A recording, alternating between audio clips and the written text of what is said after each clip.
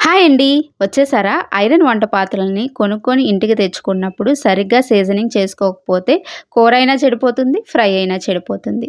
అలా కాకుండా నేను చెప్పిన మెథడ్‌లో గనక సీజనింగ్ చేశారంటే నాన్ స్టిక్ లాగా ఉంటుంది. ముందుగా కడాయిని లిక్విడ్‌తో గానీ, సోప్‌తో గానీ 2 వైపులా క్లీన్ చేసేయండి. తర్వాత ఆ కడాయిని స్టవ్ మీద పెట్టుకొని బాగా వేడి చేసుకోండి. అంటే మీరు నూనె వేసిన ప్రతిసారి కూడా పొగలు వచ్చే విధంగా వేడి చేయాలి.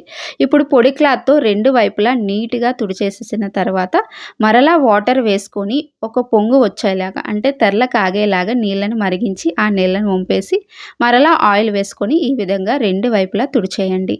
మరలా ఆయిల్ వేసుకొని ఆనియన్స్‌ని వేసుకొని ఇది పూర్తిగా రంగు మారేంత వరకు ఫ్రై చేసుకొని పక్కన పెట్టేసి మరలా ఆయిల్ వేసుకొని 2 వైపులా తుడిచేయండి. ఈ విధంగా మీరు 3 సార్లు చేసిన తర్వాత మీకు కడాయి అనేది అచ్చం నాన్ స్టిక్ లాగా తయారైపోతుంది. ఇక్కడ చూడండి రైస్ మీకు ఫ్రై చేసి చూపిస్తున్నాను.